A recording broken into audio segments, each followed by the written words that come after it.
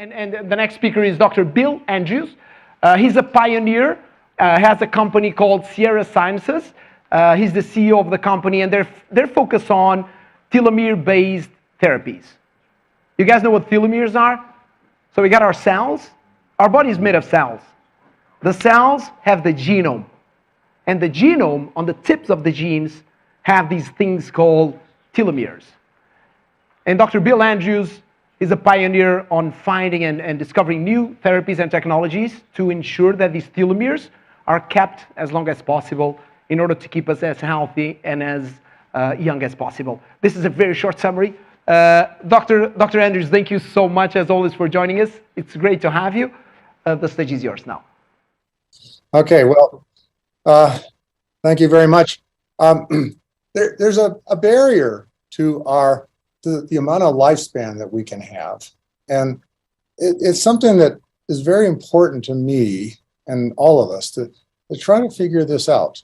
Now, I've got a strong background in statistical theory, and I'm very well aware of the fact that if aging was something that was totally due to random occurrences, such as environmental impacts and stuff like that, the bell curve for how old we would be when we died would be a much broader curve than it is. We would be seeing some people dying of old age at 10 years old, and we'd be seeing some people die of old age at 1,000 years old. But that's not the case. We see a very, very narrow bell curve peak that is suggesting that there's some kind of barrier that we have to solve. And I'm very interested in solving that. As you'll hear, I've been thinking about this my entire life. Now, I'm on the board of directors of the Coalition of Radical Life Extension because I think they're the most enthusiastic group. I don't know why a slide just showed up on my screen here because I didn't operate it. Yeah, it's like, okay, so I think, yeah, so now I've got back to control here. Okay, so the Coalition of Radical Life Extension is the most enthusiastic group I've ever met in terms of trying to figure out how to get us to exceed this barrier of super longevity. And I highly recommend that people join this. My interest in actual aging or the limit on our longevity began when I was really young. My parents sent me, or my teachers sent me home with a note on my shirt to my parents saying, your son's very interested in science and medicine. You should nurture this. So my father came out to the front lawn one time when I was actually looking in through a telescope at Jupiter and Saturn and stuff like that. And he said, Bill, since you're so interested in science and medicine, when you grow up, you should become a doctor and find a cure for aging. He actually used that expression, cure for aging, and that's stuck with me ever since. I mean, a lot of people don't like it, but that's the term I use, curing aging. And he also said, which was kind of interesting, he said he didn't understand why nobody's done that yet. He thought it would be something simple. I thought, okay, maybe it is simple. And so, but I started realizing, I really love living.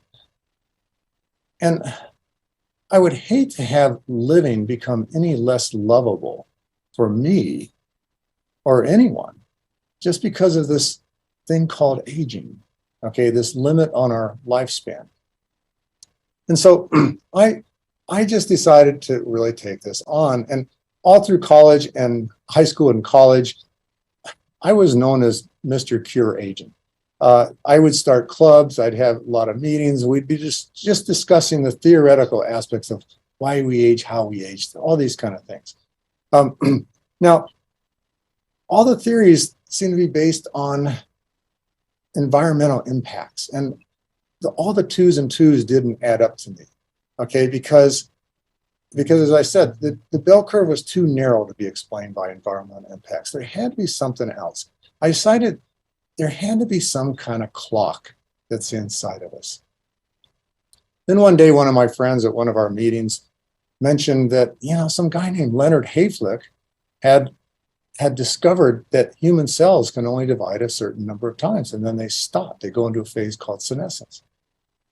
And he said, nobody believes him. Everybody thinks he's made some big mistake, some artifact in his studies. But I thought, oh my God, he's right. That's it. That's got to be it. This is that kind of clock. It's a clock. It's not a clock of time. It's a clock of events. But fortunately, there's a lot of cells in our body that divide at a constant rate, and so it is essentially a clock of event that is also a clock of time. And this could be the clock that I was trying to think of. But then the question became, and we would discuss this in detail, how could a cell possibly know how many times it has divided and how many times it has yet to divide?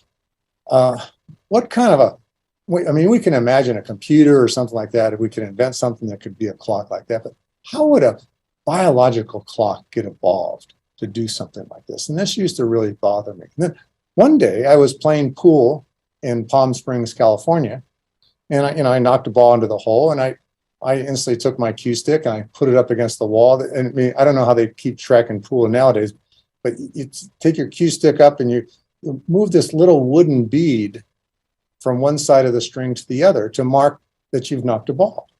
And I remember thinking, oh my God, I wonder if there could be some biological mechanism like that is explaining how a cell would know how many times it has divided and how many times it has yet to divide. Well, then I started realizing, a cell doesn't really need to keep track of how many times it has divided. And so I thought, we don't need to move that bead from one side to the other. We just need to remove that bead. Well, that then got me to thinking, hey, that's a lot like ride tickets at an amusement park. Okay, your mother sends you to an amusement park, says, hey, go ride the rides. She gives you 10 tickets. You ride one ride and you only have 9 tickets left. So you have 9 more rides. Then you go on another ride, you have 8 tickets left. So you have 8 more rides. So I thought, wow, is there some kind of mechanism like this that's inside of our cells? But at the same time, I was asking, why would we evolve something so devastating? Why did we evolve a cure for aging? I've got to turn my phone off here because it's ringing. Sorry.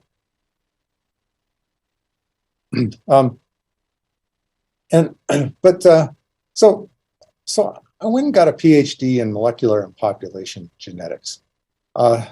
Population genetics is pretty much the how and why of evolution, instead of like the what and when. Most of us, when we talk about evolution, we talk about what happened and when, but I wanted to learn about how and why. And the molecular part of my degree was also, well, what are we going to do about it? Molecular genetics was how to deal with any kind of evolutionary problems. Humans are smart enough to control their own evolution now, and molecular genetics is the way to do it. So during this process, I began to understand why we evolved an aging process, which would be too long to explain here. But I also learned the tools to how to fix it. But I still had no idea what those ride tickets were. And so when I got my PhD, I went into biotech and worked on cancer and heart disease and inflammation. And I had actually a very successful career doing that. I was involved in a lot of the big biotech breakthroughs. But I kept thinking to myself, we're all going to die if we don't do something about this barrier of super longevity. Well, then 12 years later, I was sitting in a conference and I heard a guy named Cal Harley talk about telomeres. Telomeres are found at the tips of our chromosomes, and he pointed out that they get shorter as we age. They get shorter as our cells divide, okay? And he said this is probably the explanation for Leonard Hayflick's discovery about why cells can only divide a certain number of times. But we're conceived when our telomeres are 15,000 bases in length. Bases are units of measurements of DNA. But by the time we're born, our telomeres have already shortened down to 10,000, as I've shown here in this slide already. But it doesn't stop there because we still have a lot of growing to do, a lot of cell divisions, a lot of diseases to fight, a lot of wounds to heal. And when our telomeres get down to 5,000 bases, our cells lose the ability to function and we die of old age. These are the ride tickets that I've been looking for. And it's an actual ticking clock that we have inside of our cells. It's the only one I've ever seen so far or heard of that even makes any sense. But this is something I decided that I'm going to focus on. But, because of this ticking, our cells can only divide 50 times. Our lifespan is limited to 125 years. That's the barrier. We have this barrier of 125 years that we cannot exceed because of telomere shortening. Now, none of us actually live to be 125 years because none of us have the perfect genetics or lead the perfect lifestyle, and things can happen to accelerate that. But when the telomeres get shorter, our gene expression patterns also change. Our young cells start behaving like old cells, even in the petri dish, and our cells become senescent. This is the main cause of senescence in humans, telomere shortening. And Calvin didn't just talk about aging. He talked about a lot of things. He pointed out that there was a common theme. The common theme is that there's cell division, and when there's cell division, telomeres get shorter, and eventually telomeres get too short, and then cells can no longer divide, and we die. That's the common thing. But the other things, he talked about, like when you drink alcohol, alcohol kills cells, especially liver cells. And then that causes this common theme to occur, except now the cell division is increased. Okay, so we have accelerated cell division. The telomeres still get shorter, but now they get shorter faster. The telomeres get too short, but they get too short quicker. And then cells can no longer divide sooner. And we get liver cirrhosis. That is a major cause of liver cirrhosis, is from drinking all the alcohol, killing the cells. The cells that early on can divide, other cells can divide to replace those cells, but when the telomeres get too short, that can't happen and you get liver cirrhosis. Well, it's just not the alcohol. It's, when you have a muscle cell mutation that causes muscle cells to die quicker, that can result in muscular dystrophy. When you microdermabrasion to treat your skin, to make your skin younger, well, actually it's making it older because the telomeres are getting shorter and you get old failing skin. HIV kills immune cells. Other immune cells divide to replace them. But that's why AIDS doesn't show up until long after you got infected. And that's AIDS is another thing that's caused by shortening telomeres. Any kind of toxin that you put in your body that's going to kill cells is going to cause accelerated telomere shortening because other cells are going to have to divide to replace those cells, and we die sooner. This is not a theory. This is, as I say, aging might be a theory, but the limit on our lifespan being controlled by telomere shortening is not a theory. Anybody in the world that works on human cells grown in a petri dish knows that when you culture your cells in a petri dish, they can only divide a certain number of times because the telomeres get shorter and the cells senesce. Telomere shortening limits our lifespan just like it limits the cell divisions in the petri dish. Now, this might be a cause of aging. I can't say it is, but I guarantee it's a limit on our lifespan. But we won't know if it's a cause of aging until we actually figure out how to prevent telomere shortening or re-lengthen telomeres. And what's more important is it might actually be the thing that controls all of the theoretical causes of aging. Okay, everything might actually come under control of simply just a telomere. That's a possibility, but we won't know until we lengthen telomeres and see what happens. But the bottom line, no matter what else we do to try to cure aging, nothing else will ever cure aging unless we also solve the telomere shortening problem. So this is an absolute thing we have to do, and this is where all of my energy is going to right now. All right, so what are we going to do about this? I started my own company to work on this problem. I founded the company in 1998. The company is called Sierra Sciences. We're still around. Our one and only mission is to figure out how to overcome this obstacle, how to add more ride tickets back to our telomeres. And the first clue came with the fact that, I said that when our cells divide, our telomeres get shorter, but that's not true in all of our cells. Okay, it turns out in our reproductive cells, they don't get shorter. And this is important because if they did, our children would be born with shorter telomeres than we have. And their children would be born with shorter telomeres than they have. And we would have been extinct as a species millions of years ago, okay, because we wouldn't have any DNA left. So our reproductive cells have figured out some way to prevent telomere shortening. So before I started Sierra Sciences, while I was still at Geron Corporation working with Calvin Harley, because after I heard about his talk, I instantly jumped ship and went and worked with him. I led the team that discovered human telomerase. And so this is a picture. The green squiggly thing is the DNA molecule. Telomerase is this factory-looking thing that binds to the end of the telomeres and re-lengthens them by adding new bases to the telomeres. Okay, so now Geron, they were more interested in the cancer implications. By inhibiting this enzyme, you could essentially kill cancer cells. There's some problems with that that's not working, but they were less interested in aging. And so I started Sierra Sciences to work on promoting the aging, even though I'd already been awarded National Inventor of the Year for my cancer research. So I have a lot of drugs that have been in clinical studies. I'm the inventor of a meltastat that is in clinical studies right now for treating cancer. My mission was to cure aging, and I believe cancer is a result of aging. One of the main causes of cancer is aging. So the research that we're doing is we're trying to develop nutraceuticals and pharmaceuticals that will actually get inside your cells and produce telomerase, just like you have telomerase in your reproductive cells. That means the gene is there. Shouldn't we be able to produce telomerase in all of our cells? So nutraceuticals and pharmaceuticals is something that is a primary mission of Sierra Sciences. What's nice about these is that it'd be a very inexpensive pill you can just swallow. It gets in your blood. It gets to all the cells of your body and lengthens your telomeres. Unfortunately, we've got a lot of research yet to do because we don't have something that produces as much telomerase as we find in our reproductive cells yet. And I'm going to come back to that. But another thing that we're working on, which is really great, is gene therapies. Now, gene therapies are producing enough telomerase to prevent telomere shortening and actually lengthen our telomeres.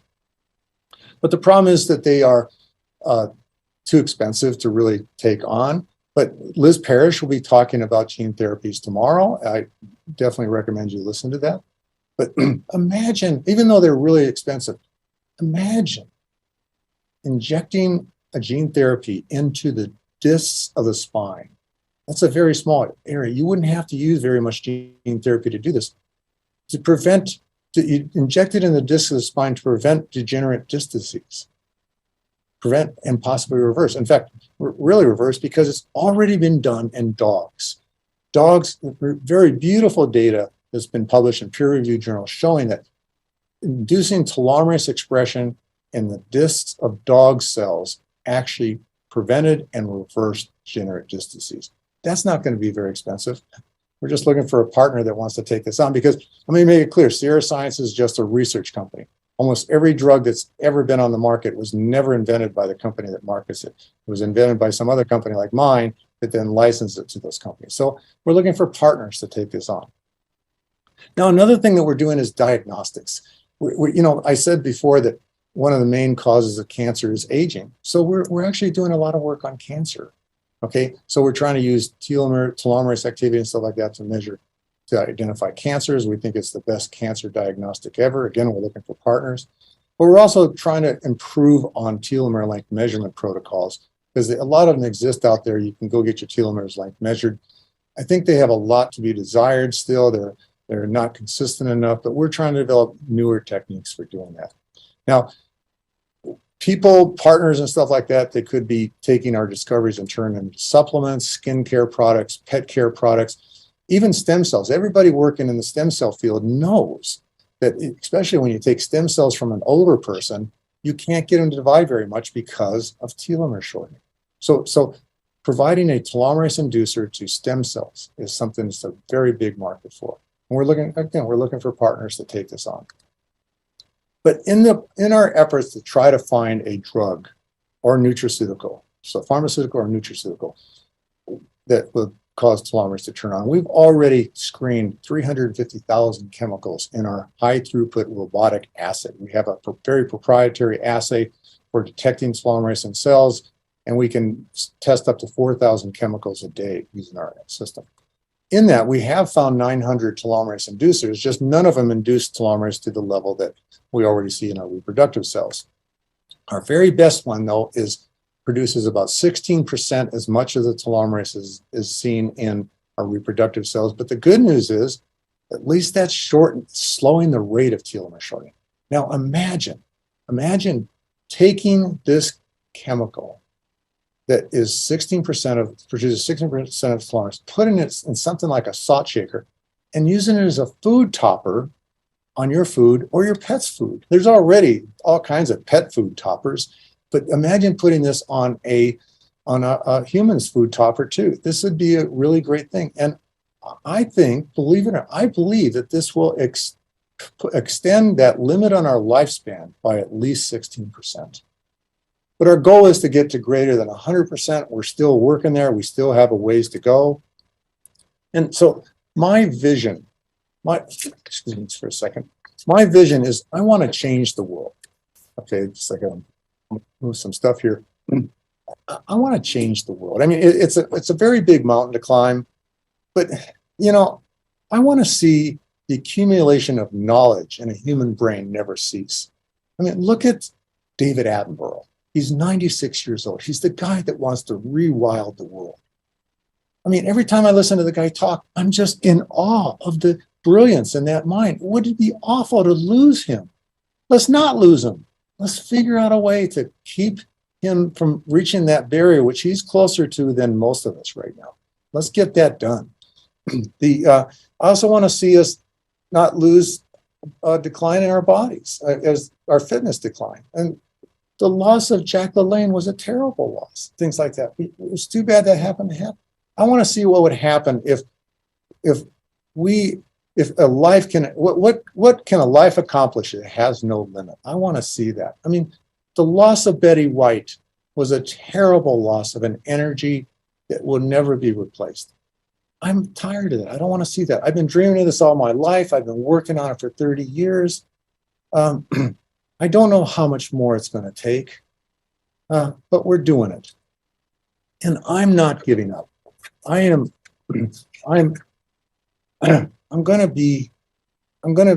not going anywhere. I'm here to stay.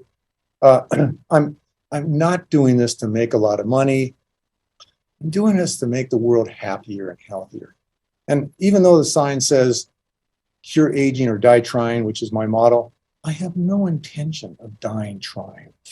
But one of the things that people always ask me is, why am I so obsessed with curing aging or preventing this limit on our lifespan? I can't say that telomeres are controlling aging, but this is a scene from Star Trek First Contact. And we all know that someday we're going to make first contact with aliens from outer space. Well, when that happens, I want to be there. And I want all of us to be there. But I think all of us will benefit from finding a way to actually prevent this limit on our lifespan. And to learn more, because I only had 20 minutes today, to learn more about what we're doing, go to www.sierrasci.com. And I want to thank you. Well, thank you very much. Thank you, Bill. Thank you. That was fantastic. We just have time for one question. Any questions you want to address, for Bill to address? Questions, Moss? One question. Bill, can you hear us well? I'll repeat the question if it's hard for you to listen to. I could not hear the question. No, he hasn't made it yet. Here he comes. Hi, Bill. Good to see you again. Hi. I have a question for you about product B. You didn't mention that product in your presentation. Does product B have an active telomerase ingredient? And if so, Yes. What's its effect on the telomere? Well, I typically do not discuss products. I'm a research person, and I get too many cease and desist orders from all the companies that I already sell. I should have mentioned that when I was talking about the supplements and the pet product stuff, there's already several companies that are marketing products that we have discovered, or they contain the ingredients. But product B is now called isogenesis, does contain natural products, nutraceuticals that do induce the expression of telomerase inside the cells. Okay, that's the main purpose of that product. Thank you, Bill. Thank you, Moss, for the question. Bill, again, thank you so much for the brilliant talk and for joining us today. All right. Thank you very much. Thank you so much, Bill. Thank you. Thank you.